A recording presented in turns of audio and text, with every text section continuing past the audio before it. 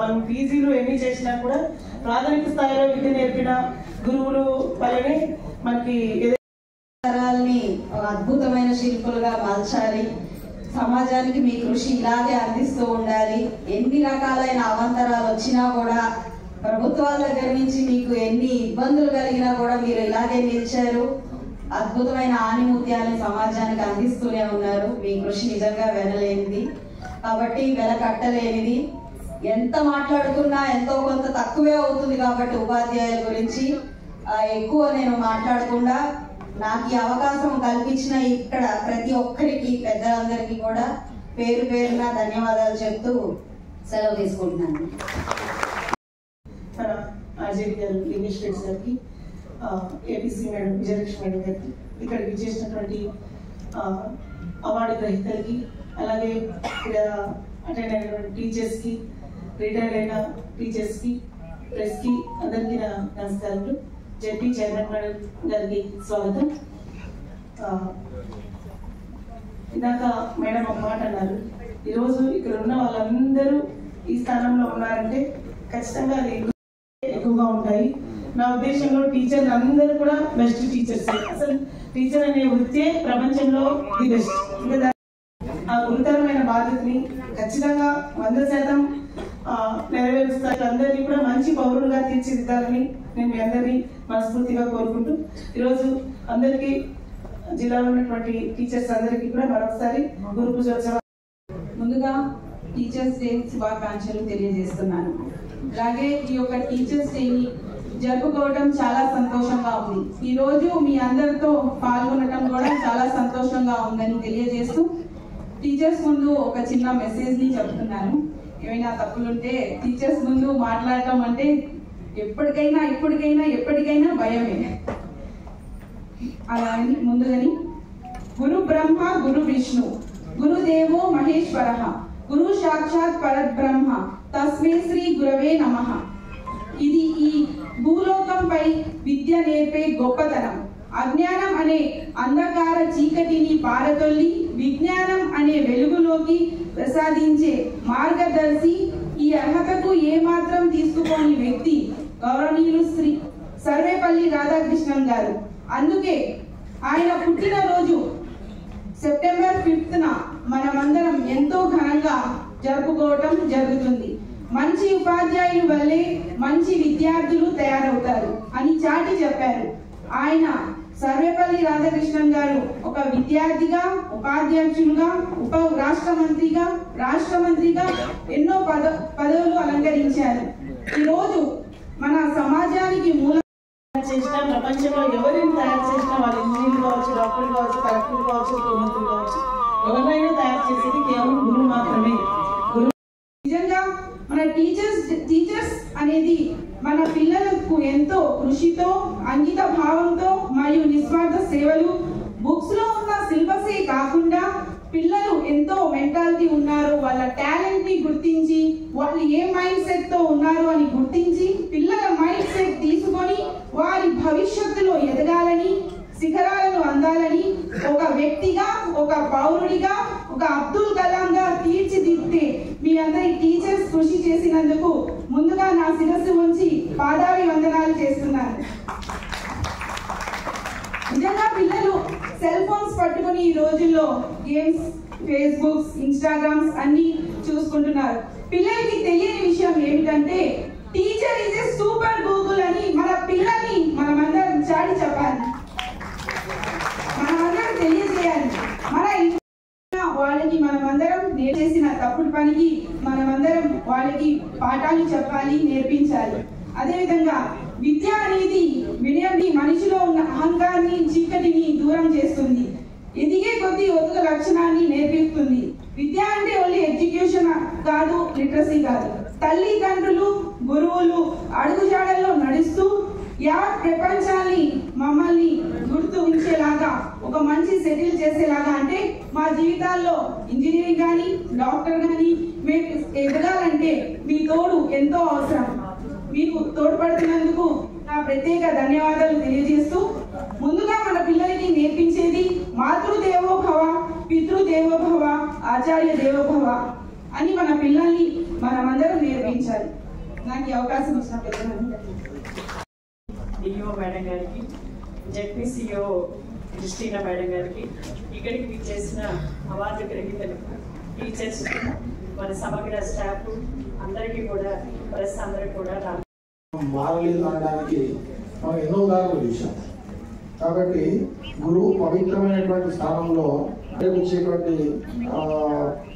పిల్లల భవిష్యత్తులో తీర్చిదిద్దడంలో మన యొక్క కృషి అనేది మనం ఏ విధంగా చేస్తున్నాం అనే దానికి మనం చాలా రూపాల్లో మన దగ్గర ఉంది. కాబట్టి సర్వేపల్లి రాధాకృష్ణన్ ఆదర్శమైనటువంటి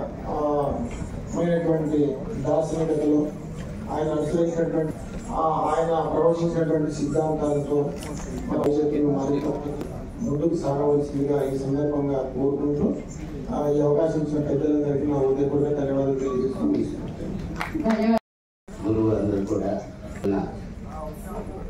కూడా శుభాకాంక్షలు తెలియపరుస్తూ ఇంత మంచి కార్యక్రమం అధ్యక్ష వహించిన మరి గౌరవ శాసనసభ్యులు శ్రీమతి గల్లా మాధవి గారు, అదేవిధంగా మరి కార్యక్రమానికి ముఖ్య అతిథుల్లో చేసిన మరి ఎమ్మెల్సీ గారు లక్ష్మణరావు గారు, మరొక ముఖ్య అతిథులు క్రిస్టియానా గారు, వేదిక మీద ఉన్న అదేవిధంగా శైలజ గారు, విజయలక్ష్మి గారు, మరి మా సోదరి సజల గారు, ఇక్కడ ఉన్న పెద్దలు, మా మిత్రులు అందరు కూడా నా నమస్కారాలు.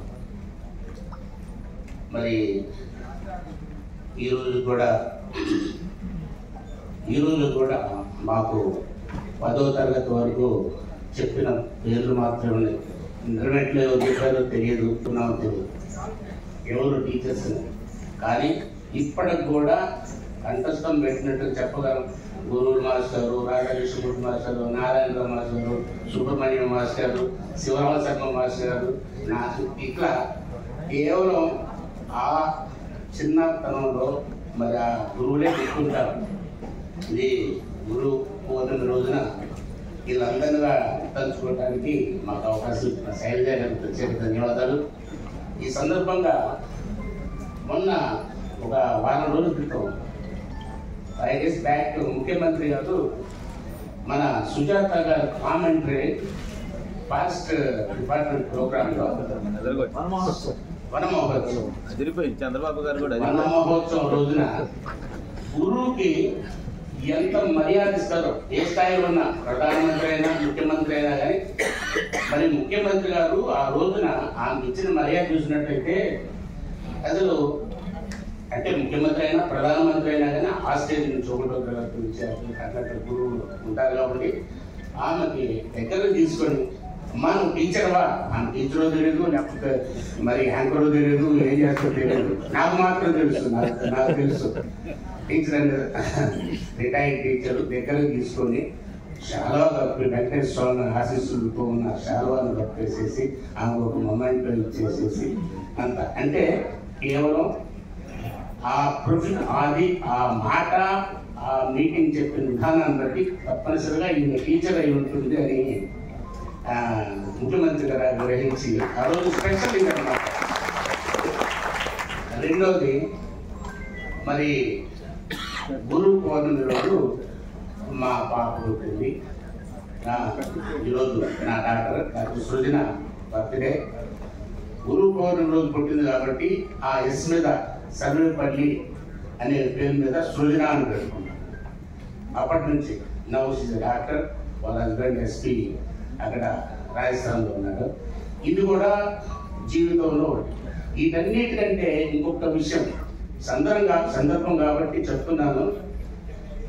నేను ఒక స్కూల్ డ్రాప్ స్టూడెంట్, 5వ తరగతిలో స్కూల్ డ్రాప్ అయ్యి వ్యవసాయం చేస్తుంటే ఆటల పోటీలు వచ్చినాయి. రాధాకృష్ణుడు మాస్టారు అదే ఆ ఒడ్డులో లోకాన్ని పట్టడానికి బాగా పరిగెత్తుగా తీసుకొచ్చాడు. నేను ప్రైజులన్నీ కొట్టాను. కొట్టిన తర్వాత నాకు చదువు రాదు కానీ ఆటల్లో ఉన్నాను. అన్ని పాస్ చేసుకుంటూ నెట్టుకుంటూ 10th తీసుకొచ్చాను. టీచర్సే టీచర్స్ మరి ఈరోజు 10th అయిపోయిన తర్వాత ఆటోమేటిక్గా నేషనల్స్లో సెలెక్ట్ అవటం, ఇంకా చదువు అయిపోయింది. టీచర్స్ 10thలో ఎక్కించారు, ఎట్లా అంటే ఎక్కించారు, ఎందుకంటే వాళ్ళ చేతిలో పనే కదా.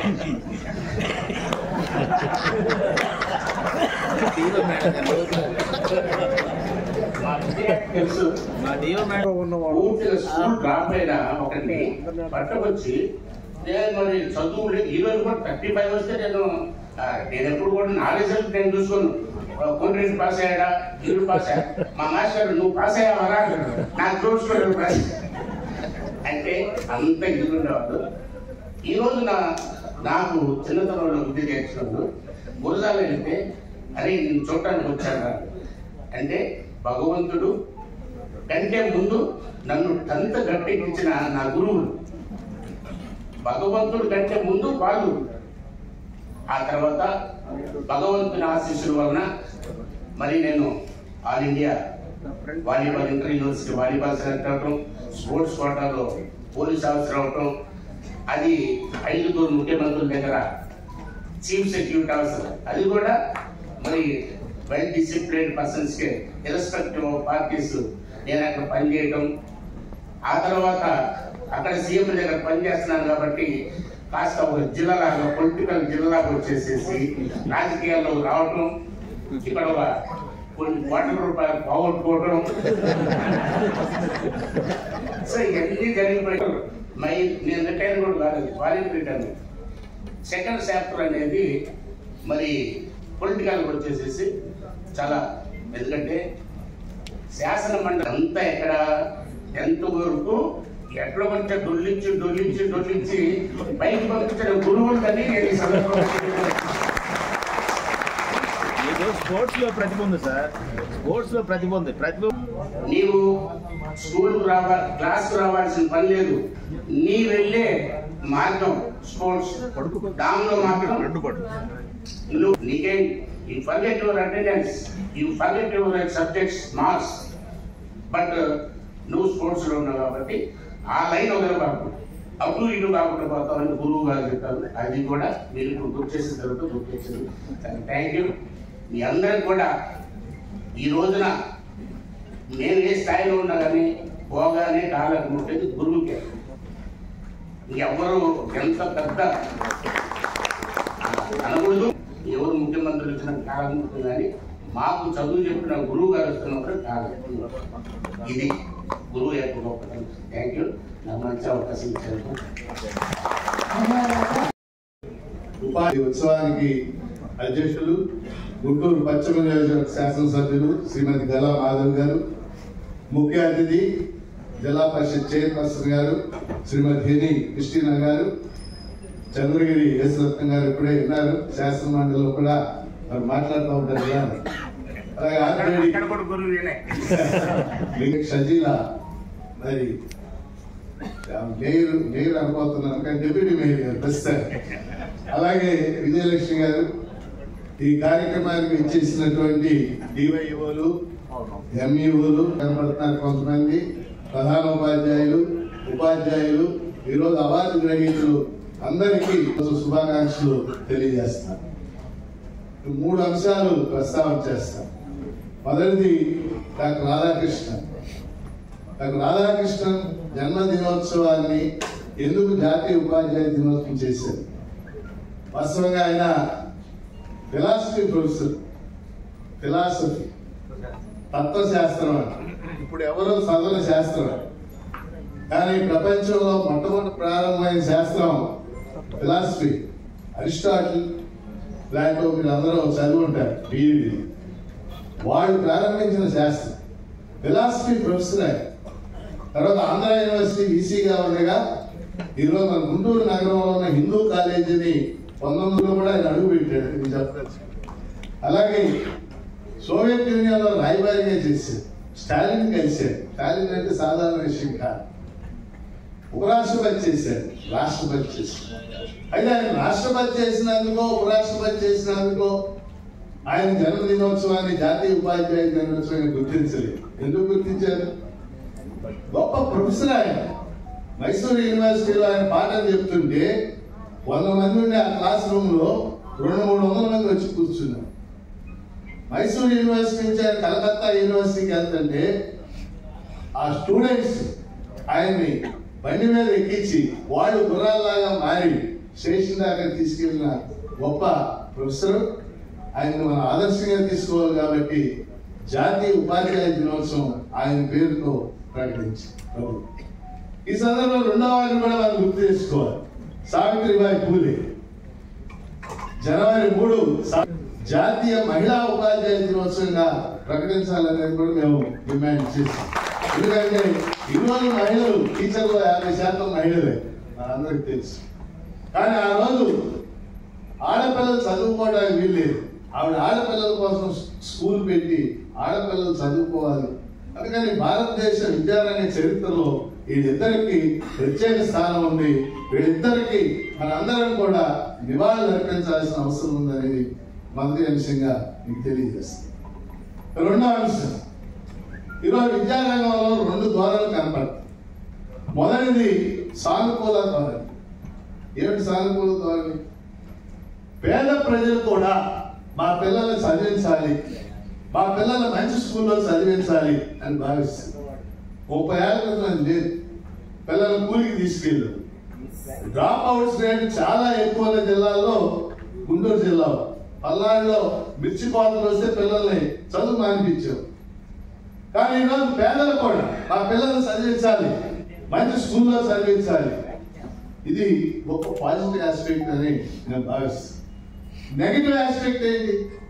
30 ఏళ్ళకి ఇప్పటికి తేడా ఏంటి? ఈరోజు విద్యారంగంలో 2 దృక్పథాలు కనపడతాయి. ఒకవైపు కార్పొరేట్ ప్రైవేట్ రంగం, రెండవ వైపు మన స్కూల్ అంటే ప్రభుత్వ ప్రారంభమైన రోజుల్లో పివి నరసింహారావు ప్రైమ్ మినిస్టర్ పెద్ద ప్రైవేట్ రంగం ప్రభావం పెద్దగా ఉండదు అనుకుంటున్నాం. ఆయన కూడా చెప్పాడు అన్నమాట. కానీ ఈరోజు ఆంధ్రప్రదేశ్లో పాఠశాలల్లో మిగిలి వదిలేసి పాఠశాలల్లో 74 లక్షల మంది పిల్లలు ఈరోజు చదువుతున్నారు. 74 లక్షల్లో 37 లక్షలు కార్పొరేట్ ప్రైవేట్ స్కూళ్ళలో ఉన్నాయి, 37 లక్షలు ప్రభుత్వ పాఠశాలలో.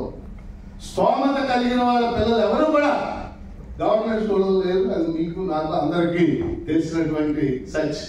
దానికి అనేక ఆర్థిక సామాజిక కారణాలు ఉన్నాయి. దాని జోలికి ఇప్పుడు నేను వెళ్తాను. కానీ ప్రైవేట్ స్కూల్ అని ఏం చేస్తాం, వాటిని నియంత్రించాలా ఆ జోలిని కూడా నేను ఇప్పుడు వెళ్తాను. నేను చెప్పదలుచుకుంది, ఈరోజు మన దగ్గర ఉన్న పిల్లలు ఎవరు? మీరు గుంటూరు జిల్లా, ఉమ్మడి జిల్లా నేను స్టడీ చేశాను. ప్రభుత్వ పాఠశాలలో చదువుతున్న పిల్లల్లో 84% ఎస్సీ, ఎస్టీ, బీసీ మాత్రం. బలహీన వర్గాల పిల్లలు, అణచివేత గురైన వర్గాల పిల్లలు మాత్రమే మన దగ్గర చదువుతున్నారు. ఇది మన మైండ్ లో ఉండాలి.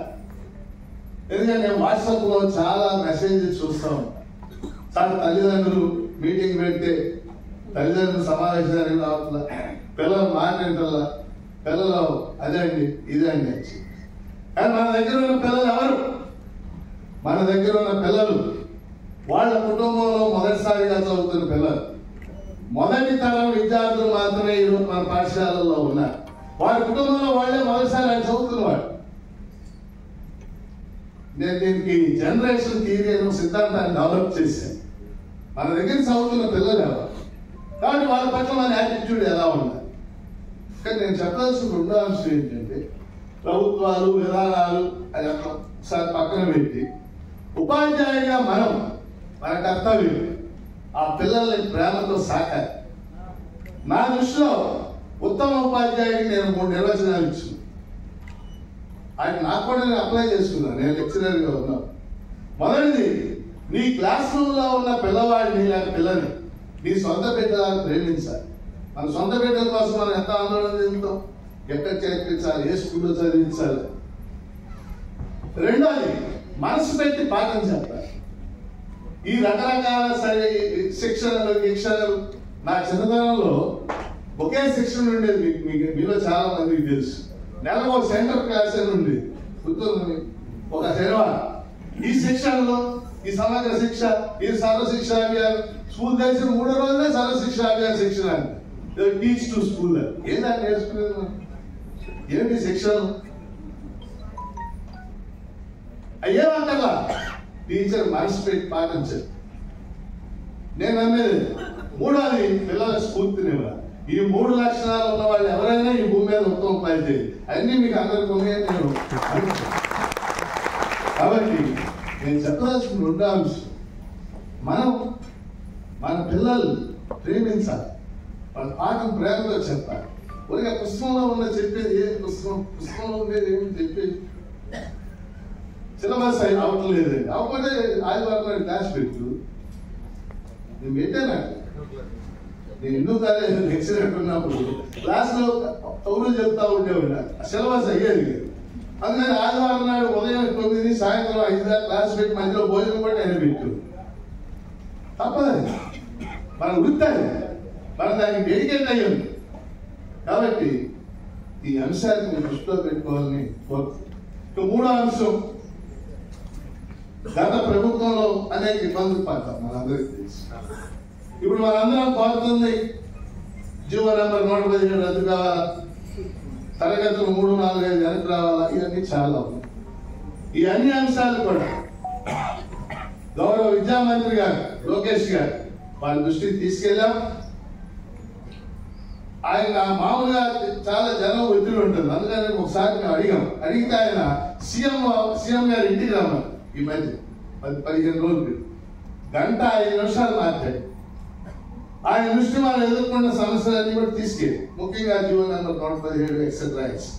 సో ఆ అంశాలన్నీ కూడా రాబోయే కాలంలో నూతన ప్రభుత్వం పరిష్కరిస్తుందని చెప్పేసి మనం భావిస్తున్నాం, ఆశిస్తున్నాం. కనుక మనకి ఉపాధ్యాయ సంఘాలు ఉన్నాయి, మన డిమాండ్లు ఉంటాయి, అవి నిరంతరం కొనసాగుతాం. బట్ అన్నింటినీ మనం సాల్వ్ చేసుకుంటా వెళ్దాం. కానీ అదే సమయంలో ఈ అంశాన్ని మీరు దృష్టిలో పెట్టుకోవాలి.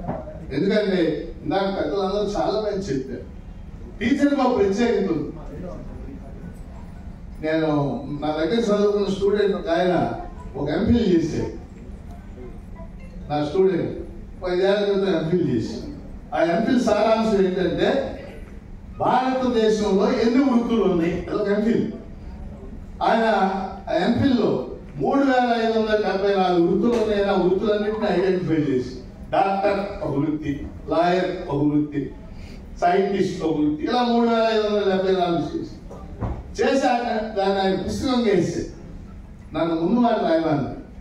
నేను ముందు మాట ఏం రాశానంటే, ఇతను కష్టపడి ఎంఫిల్ చేశాడు, 3574 వృత్తులు ఉన్నాయని గుర్తించాడు అని రాస్తూ 3వ మాట రాశాడు, ఈ వృత్తులకు కావాల్సిన మనుషులన్నింటినీ తయారు చేసే వృత్తి మాత్రం ఉపాధ్యాయ వృత్తి అని చెప్పేసి.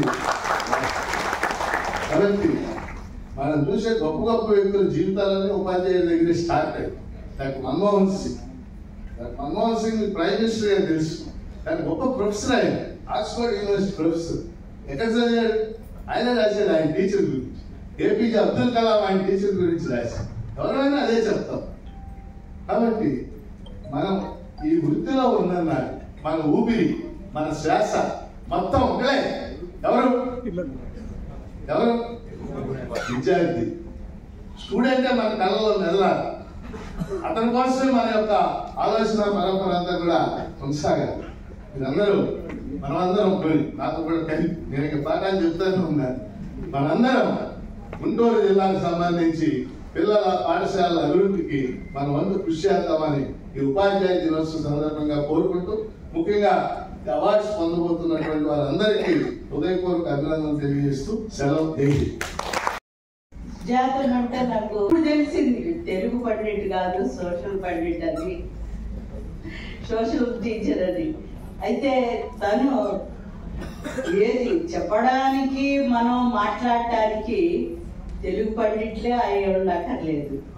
ఏ భాష అయినా సరే మనం చక్కగా నేర్చుకుంటే దాన్ని చక్కగా మాట్లాడగలుగుతాం. అయితే ఈరోజు ఇంత చక్కటి ప్రోగ్రామ్ని ఆహ్వానించినటువంటి ప్రతి ఒక్కరికి నా హృదయపూర్వకమైనటువంటి నమస్కారాలు.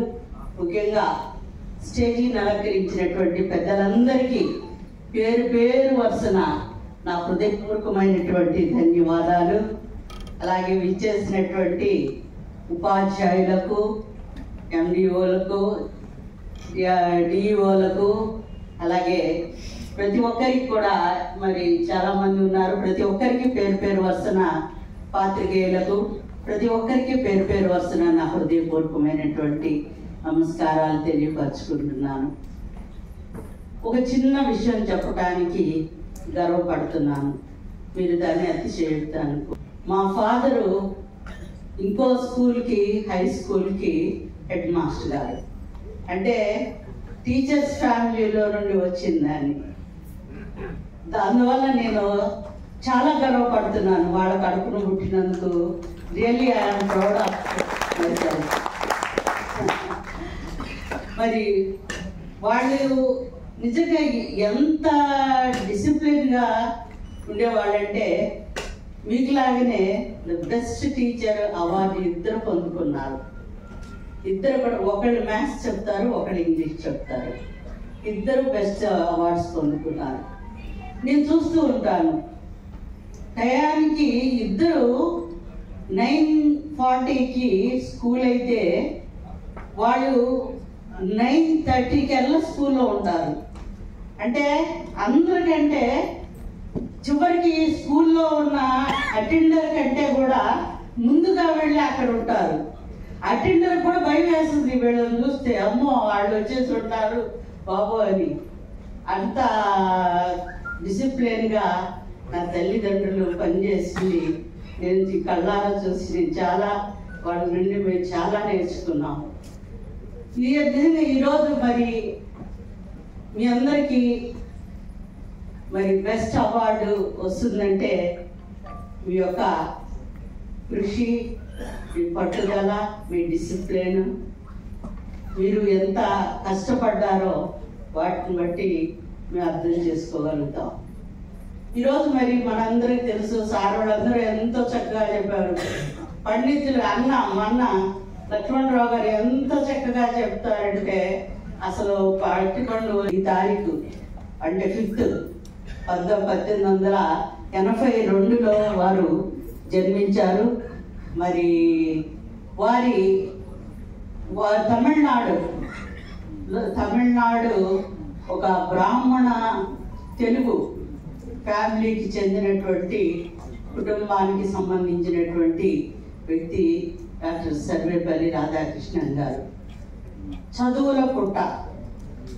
ఎంత విజ్ఞానవంతుడంటే అంత చదువుల పట్ల శ్రద్ధ కలిగి ఎన్నో యూనివర్సిటీలో, ముఖ్యంగా ఈ యొక్క మద్రాస్ క్రిస్టియన్ కాలేజీలో ఈ యొక్క తత్వశాస్త్రమే కాకుండా మైసూర్ విశ్వవిద్యాలయంలో, అలాగే కలకత్తా విశ్వవిద్యాలయంలో, అలాగే పలు ప్రతిష్టాత్మకమైనటువంటి ఉపాధ్యాయ వృత్తుల్ని ఈయన ప్రారంభించడం జరిగింది. నిజంగా ఇది మనకి గర్వకారణం. వారిని బట్టే ఈరోజు మనం ఈ యొక్క టీచర్స్ డేని, అంటే ఆయన పుట్టినరోజున పిల్లలందరూ ఈ టీచర్స్ డేని జరపడానికి వస్తే ఆయన అన్నారు, నా బర్త్డే రోజున టీచర్స్ డే జరపొద్దు, ఆ రోజు ఆ తారీఖున టీచర్స్ డేని ఒకరు గుర్తించి టీచర్స్ డేని చేయమన్నారు. అందుకని ఆ రోజుని, అంటే ఈ రోజు ఇదే తారీఖున ఒక రోజుని గుర్తించి టీచర్స్ డేగా సెలబ్రేట్ చేయటం జరుగుతూ ఉంది. గురువు మాతృదేవో భవ, పితృదేవో భవ, ఆచార్య దేవో భవ. తల్లి తండ్రి వారిద్దరూ ముందైతే తర్వాత మూడో వీరు లేని అసలు అంటే ఉపాధ్యాయులకి ఒక పెద్ద ప్రాముఖ్యతే ఉంది. ఉపాధ్యాయులు లేకపోతే అసలు విద్య అనేదే లేదు. ఇప్పుడు ఒక బిల్డింగ్ కట్టాలా లేదనుకోండి, ఆ బిల్డింగ్ ఉండదు. ఎంతో గాలి వస్తుంది, కొట్టుకుపోద్ది, నీళ్ళు వస్తాయి, కొట్టుకుపోద్ది. అదే ఆ ఫౌండేషన్ గట్టిగా ఉందనుకోండి, ఎన్ని వచ్చినా కూడా, ఎన్ని ఆటంకాలు వచ్చినా కూడా ఫౌండేషన్ ఎంత గొప్పదంటే వారి తప్పుదాలను సరిచేసి వారి చేయి పట్టుకొని మరి వారిని ఒక క్రమశిక్షణలో నడిపి వారికి విద్యాబోధలు చెప్పి ఒక మంచి విద్యార్థులుగా వారిని ఒక మంచి ఈ సొసైటీలో ఒక మంచి పౌరులుగా పైకి వస్తున్నారు, తీర్చిదిద్దుతున్నారంటే అది మీ గొప్పతనమే. అది విద్య లేనివాడు వింత పసుపు. విద్య కావాలి అంటే గురువు గారు కావాలి, గురువు గారు లేకపోతే విద్య లేదు. కాబట్టి విద్య నేర్పిస్తున్నటువంటి మీరు భగవంతుడి కంటే గొప్పవాళ్ళు అని నేను అనను, కానీ భగవంతుడితో సమానులని నేను ఖచ్చితంగా చెప్పగలను. దీనికన్నా మీరు చెప్పగలరు.